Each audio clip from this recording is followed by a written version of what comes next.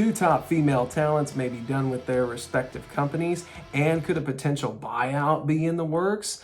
Hey y'all, Travis Fowler Harkrider, welcome you back to another edition of Tights and Turnbuckles. If you're new to the channel, make sure you've hit that subscribe button here on YouTube and follow us on all of our social media platforms. And if you are coming back for more, we're going to switch up the dynamic that you're used to a little bit. Usually we do our weekly wrestling reviews at the beginning of the show and talk anything backstage near the end. We're going to switch that up. As Missy Elliott would say, we're going to strike it, flip it, and reverse it. So we're going to do the backstage news first, starting with Britt Baker. There has been a report that came through PW Torch last week that Baker may actually not only be on the outs of AEW, but potentially her in-ring career with the company could be done if Tony Khan has anything to say about it. Apparently, the relationship between Khan and Baker has soured over the last, I guess arguably a couple of years.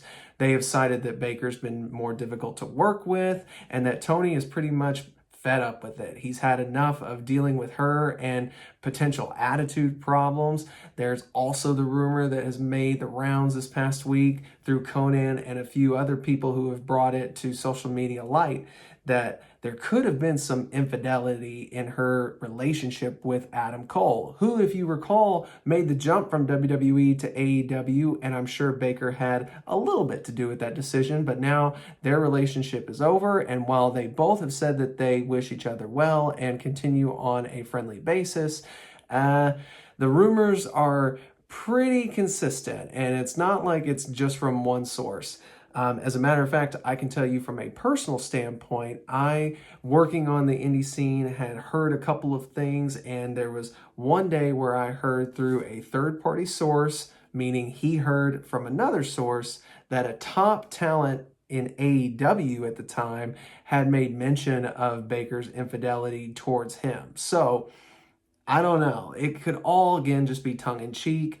It may not be nothing at all. There may be a little bit of fire to that smoke, though, and I think most people kind of feel that. But if that's the case, it's certainly sad for Britt Baker because she was the first female actually signed to AEW and honestly is one of their first homegrown top stars. So it's disappointing that this is what it's come to, at least on the professional level, and I would hope not personally for Baker, but it seems like even on personal standpoints, things haven't been going well for Miss DMD. But there has been a report that if she was able to become free, that WWE would be interested in snagging her up, along with several of the other top talents that we have seen coming through the WWE ranks, especially Miss Jordynne Grace, who, as of today, we are filming this on Monday, and yes, Raw on Netflix just ended, but we will not be covering that. That will be saved for next week's show. But the rumors and news made the rounds today that Miss Jordynne Grace has officially signed on the dotted line and is going to be a member of the WWE roster.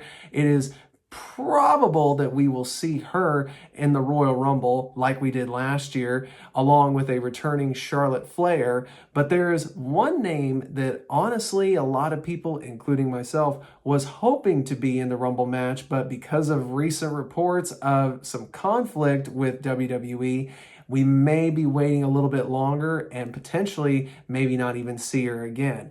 Alexa Bliss, who had been scheduled to return to WWE just as soon as the San Jose Raw that was on Netflix just recently. It looks like we may have to wait a little bit longer, and as I said, there could be a possibility we may not see Alexa Bliss again, because if reports are true, it sounds like Bliss was trying to strong-arm the company into a new contract. From what the details have said, according to all of the reports, it sounds like Alexa Bliss was wanting to come back to WWE, and creative had already pitched plans and had things ready to go for her, which is why she was scheduled to appear on the San Jose Raw. And then I guess there was an issue on the Bliss side where they wanted more money for her, considering she was a top act at one time and she is a recent mother. And it's one of those things where you can see there's a lot of validities to her wanting a pay increase or a new contract for security reasons. But apparently WWE saw it the other way and refused to give her any kind of new contract, thinking she should honor the current one that has been in place and that has been on hold since she went on maternity leave for the last year or so. Year and a half, I think, is where we're sitting at now. When Bliss's camp tried to strong arm them back and say that they still want more, apparently that's when creative plans for Bliss were scrapped, and right now she is off the table, period.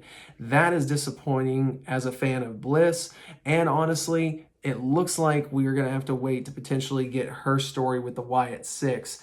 I don't know if we may even ever see it solved, but apparently those were the plans in place, was for her to join the Wyatt Six faction, which would have led perfectly into how she left WWE and what they were doing prior to her pregnancy. But it's just disappointing that this is where it's coming to, at least for the moment. Could they come back and reconcile? I'm sure there's always that possibility. And if you're wanting my personal take on it, I actually do think WWE is in the right here. It's the same situation that Rey Fenix is going through essentially with Tony Khan. The only difference is his time was tacked on due to injury, while this one was due to a maternity leave situation, where some people have been like, well, they allowed Becky to go off and have a child and didn't hold anything against her. Yes, that is true. However, she was also on the road while taking care of her child in the first year along with Seth Rollins. It was a little bit easier for them to do it. I do think that if Alexa Bliss and her husband, Ryan Cabrera, wanted to do something similar, they probably could have. But that's not the case. With Cabrera being a musician, he probably had other gigs as well. And honestly, while I respect Becky Lynch and Seth Rollins for raising a child on the road, as somebody who had a brand new baby right around the same time that they had their child, taking a baby out on the road is gotta be extremely challenging, and I would assume frustrating, just because you got to deal with the headaches of just being a new parent alone, even when you don't have the road factor in. So props to them for doing that, but also props to Bliss for taking the time to raise her child and grow her family in that absence. But I do think WWE, just like AEW, was right to tack on time for Rey Fenix's injuries, even though I do think they're being a little bit well, for lack of a better word, stubborn, to actually keep him under contract and not use him, compared to the situation with Bliss where they're wanting to use her, but Bliss's camp is seeking more money. I don't think she really is in a strong position to ask for that when she's been gone for nearly 2 years. And again, I think WWE is right to hold her to that contract. And since they gave her that time to go and be a mom, and now she's wanting to return, she should honor the original contract. And then when it's time to renegotiate, then there's your chance to ask for more. But yeah, in this case, WWE has the stronger position. And honestly, if they decided not to bring her back to TV ever and just run out her contract, they kind of can do that, because right now there's plenty of talent that can fill her spot, and some would argue that there's more talent than what she really needs to bring. I mean, you could make the argument Tiffany Stratton has pretty much taken somewhat of that Alexa Bliss character, not saying it's verbatim or a complete copycat, because it certainly isn't. Stratton's her own character. But she also was a gymnast who's doing phenomenally well, has a great character behind her. So they really didn't need to bring Alexa Bliss back. But seeing that she's one of the top female talents of the last 10 years, yeah, you want her back on your roster sooner rather than later. Hopefully we do get to see that. Now, there has been a rumor persisting about the WWE and TNA. As we know, there was that multi-year deal reached where there's going to be a talent sharing situation between the NXT brand and TNA. But Meltzer speculates that this will eventually lead to WWE straight out buying TNA. And as much as that rumor does make a lot of sense from his perspective as well as history, and let's face it, WWE was a monopoly for the better part of 2 decades, I don't foresee that happening with TNA now. TNA has been able to stay afloat, even in dire straits, for 20 plus years now. And they have just now started hitting a stride again where there is a renewed invigoration within the TNA name. I don't think that they're going to sell the WWE anytime soon. They are doing phenomenal business on their own. And yes, I would attribute at least the partnership to WWE being a good source of that up and coming situation. But I think by the time their TV deal comes up where they can seek out a new position, they're going to be in a situation where they'll be able to potentially get on a better network with the way things are going. And their roster has been wonderful. It's been a great alternative for people who leave WWE and don't really get picked up by AEW, or maybe don't even want to go to AEW. TNA is a great spot for them to go. I mean, look at the former Xia Li, who now goes by Lei Yang Li over in TNA. She's doing great work over there right now. You see Nick Nemeth having a career resurgence after he was let go as Dolph Ziggler for WWE for nearly 15 plus years. Actually, it was 15 and more years with that company. He was just their champion. So there's a lot of promise over in TNA. And I don't think that they're going to sell out to WWE when this deal's over just because, oh, the money's right. No, they're doing great business. I'm sure their business is going to continue to flourish and do great things going into 2025 and honestly beyond. So only time will tell. I do think, though, we don't have to worry about that anytime soon. Now, we got all that backstage stuff out of the way. Let's get into our weekly wrestling reviews, and we'll be able to go through a little short rendition of this. Starting off with Raw, we saw Nia Jax announce that she is officially going to go over to the Raw brand, and she attacked Rhea Ripley at the beginning of the show, which would later set up the challenge from Ripley to her at Saturday night's main event. Kofi Kingston and Rey Mysterio then went into their match that saw Kofi pick up the win, and there was a couple of times in that match where I was legitimately scared that we were going to have a horrible botch situation on poor Rey Mysterio. Thankfully, both guys are fine, especially Rey, but they pulled out just a decent match, and Kofi picking up the win for the New Day was a great way to start off the in-ring portion of this New Day heel turn. Then we saw Sami Zayn and Kevin Owens have a promo where Owens was telling Zayn he believes he's going to win the Rumble and he would love to face him in the main event for the WWE title. Then we saw Penta and Pete Dunne pull out another great matchup, another great outing for Penta. And I got to admit, the entrance with the spinning fireworks was amazing this time around. Him and Dunne put on a great match with Penta picking up the win. Punk cut a promo talking about him throwing all the guys out of the Rumble until he's the only one left standing, including Hulk Hogan, by the way. And then we saw Damage Control pick up the win over Pure Fusion Collective.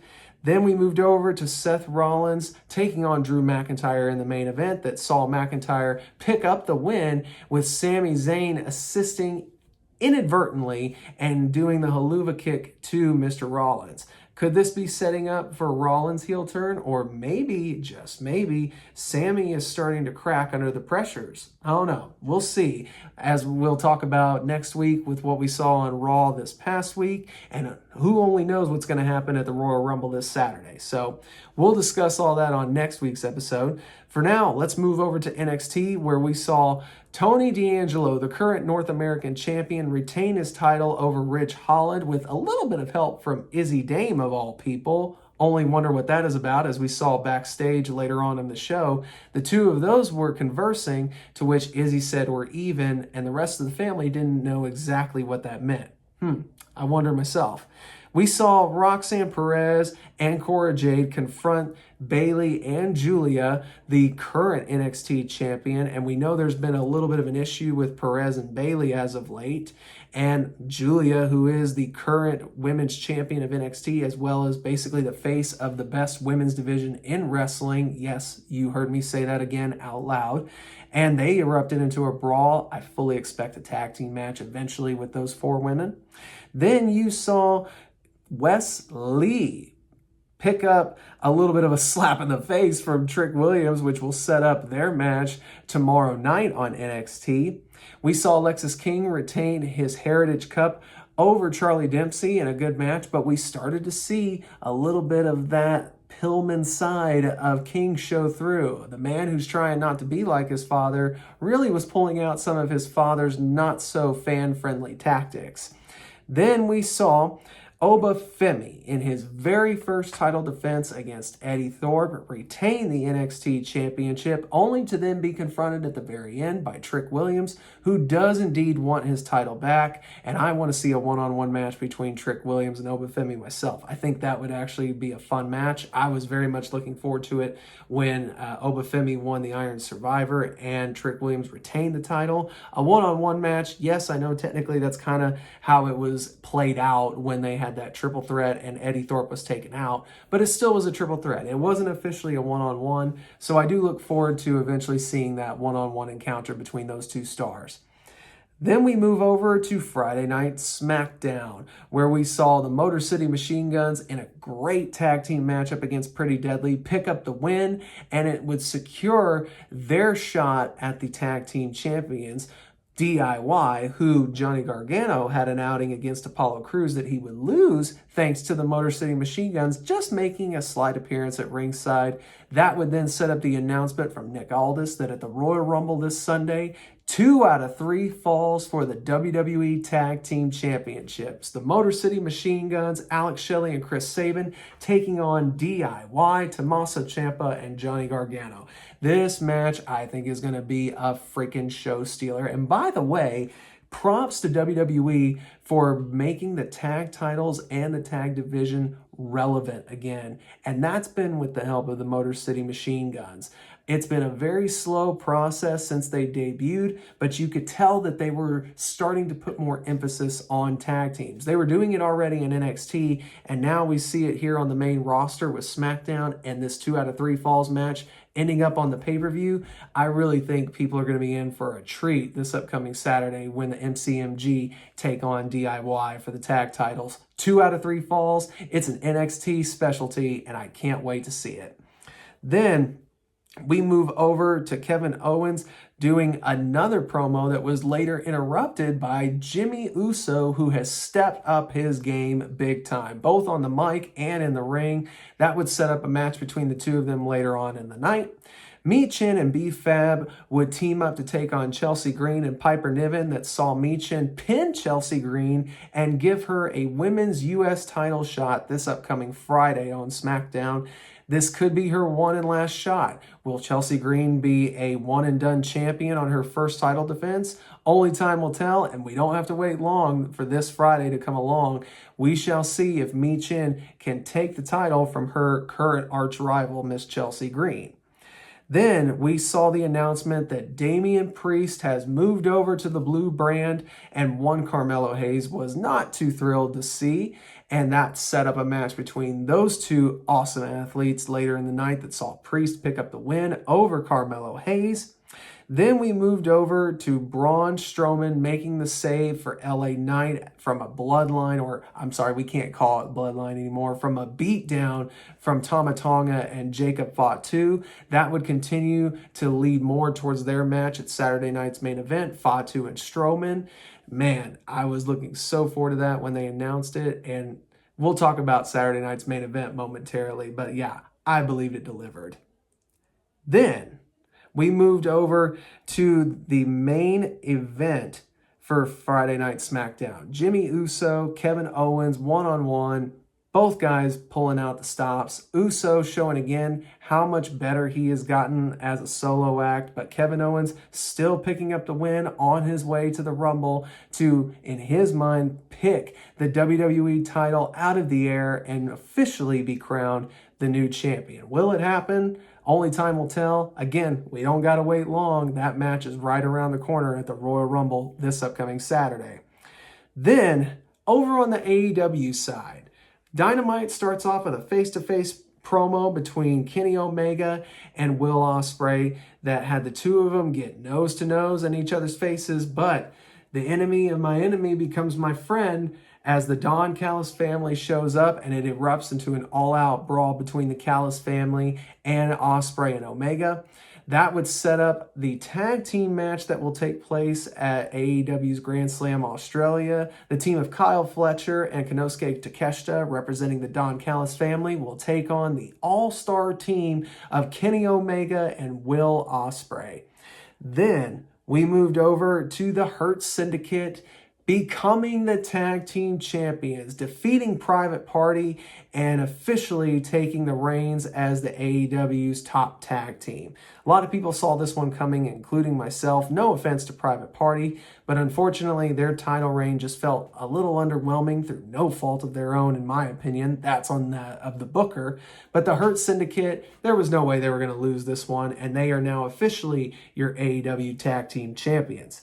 Then we moved over to Jeff Jarrett doing another promo talking about his goal of becoming the AEW World Champion in his final year as an in-ring competitor. He made the challenge to Claudio Castagnoli after Claudio decided to sneak attack Jarrett and say that if anybody gets to the champ Moxley, they've got to run through him first. That's what Jarrett intends to do this upcoming Wednesday on Dynamite, and if he is successful, he will get that world title shot that he so truly is seeking and feels like he deserves one last shot at.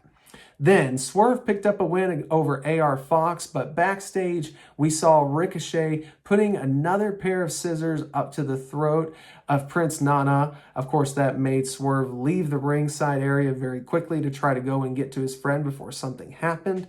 That sets up 2 weeks. Well, now, as we're recording this, it'll be a week from this upcoming Wednesday. Swerve and Ricochet one-on-one. This new character that Ricochet is dabbling with, it honestly kind of gives me Ethan Page in NXT vibes. I even made a comment like that on Twitter, which some people thought I was crazy for, but really, when you even look at the aesthetics, it's pretty damn similar. Anyway, I digress, move forward. Hangman Adam Page comes out and dominates, only to be confronted by Christopher Daniels, who does say in his promo that he is officially done as an in-ring competitor and that he was only looking out for Adam Page as a friend. But when you've burned all your friends and you have nothing left except that retribution, what else do you have when you've lost everything? Seemed to somewhat resonate with Adam Page. We'll see where this goes between him, Daniels, and potentially whoever else. Maybe we'll get more answers this upcoming Wednesday on Dynamite. Then we saw Jamie Hayter and Julia Hart one-on-one in their second meeting where Hayter picked up the win. And in the main event, Adam Copeland, or as he's just simply now, Cope, took on the Death Riders Pack, and he picked up the win in that match, only to suffer a beatdown and witness a beatdown to the Rock and Roll Express backstage. So will this lead to Cope versus Mox? It kind of feels like that's where they're leaning towards. Only time will tell if that's what we get at Revolution, or could we get something else? We shall see once that time approaches and is more near. Over on Collision, there was 2 notes that I saw of worth talking about. One, we saw the debut of the former House of Black, now known as the Hounds of Hell, the tag team of Buddy Matthews and Brody King with Julia Hart at their side. This kind of goes to lend that for the first time, the rumors about Black seemingly look to be true, as Malachi Black was the leader of the House of Black, but if they are no longer a thing and they have drifted into the Hounds of Hell, could we see a Black return to his Aleister roots, maybe as soon as the Rumble? I don't know. We shall see how things pan out for the one Malachi, formerly known as Aleister Black. That was cool in and of itself because I'm a fan of all 3 of those talents and I hope nothing but the best for them, and I hope the best for Malachi/Aleister Black, whatever happens next in his future. But the big thing that I wanted to talk about was the amazing delivery of Toni Storm becoming timeless Toni Storm yet again. I had made mention on an episode a couple weeks back that I felt like this Toni Storm playing this amnesiac-like character, I felt like this was timeless Toni Storm playing rock star Toni Storm. Almost similar that if you're a Batman the Animated Series fan, similar to what the Clayface character talks about, how he takes on the roles of a lifetime by shape-shifting. And sure enough, you saw Toni Storm say that exact line of role of a lifetime, being herself in her reveal as timeless Toni Storm. Delivered an amazing promo after the attack from Mariah May.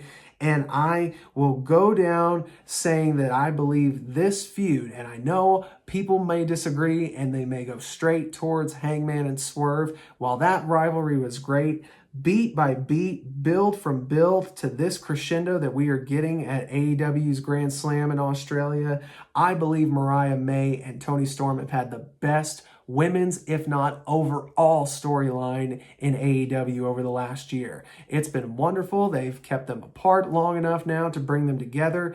The Toni Storm promo that brought her back to the timeless gimmick this past week was, again, absolutely incredible. If you haven't seen it for yourself, go seek it out. It's easy to find on any social media platform, but she delivered it like a champ, and I cannot wait to see how that match pans out. Toni Storm, the timeless gimmick, was exactly what she needed to really invigorate her career over in AEW, and I look forward to this match between her and Mariah May at AEW's Grand Slam for the Women's Championship. Saturday night's main event was a great, what I think most people are going to refer to as a house show. I actually enjoyed it in the overall. The promo segment between Shawn Michaels and Kevin Owens and Cody Rhodes was great just because of the history of the ladder match with Shawn. The match between Braun Strowman and Jacob Fatu was incredible. I loved that they gave Strowman an out with Fatu getting disqualified, but just still taking a beat down. Great move there. Rhea Ripley retaining her women's title. Gunter retaining his world title in a great main event with Jey Uso. If anything was unfortunate about that night, I gotta say I was really hoping that Sheamus would pull it out and become the Intercontinental Champion against Braun Breaker. Alas, it doesn't look like we're going to get that anytime soon, but hopefully we're not done with Sheamus and his opportunity to achieve that Grand Slam and finally capture the Intercontinental title. Well, guys, that's all I got for you this week.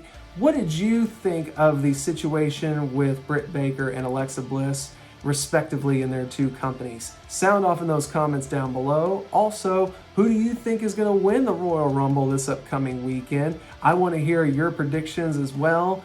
And if you are new to the channel, thank you so much for checking us out. Make sure you've hit that subscribe button. And to everyone, make sure you're following us on all of our social media pages, Facebook, X, Instagram, and TikTok. I'll be back next week to talk about the Royal Rumble as well as anything that goes on between now and then. But until that time, I hope you guys have a fantastic week and Royal Rumble weekend ahead. And I hope you always love pro wrestling.